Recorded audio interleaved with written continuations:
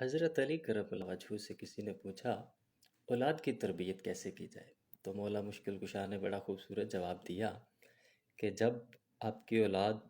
جب تک وہ 7 سال کی نہ ہو جائے تو تب تک آپ ایسے پالیں کہ جیسے آپ غلام ہیں اور وہ آقا ہیں، ایسے تربیت کریں ان کی۔ اور جب 7 سے 14 سال کی عمر ہو ان کی، اس درمیان میں ہو 7 سے 14 سال کے، تو آپ خود آقا بن جائیں اور ان کو ایسے ٹریٹ کریں کہ وہ آپ کے غلام ہیں، کیونکہ اس عمر میں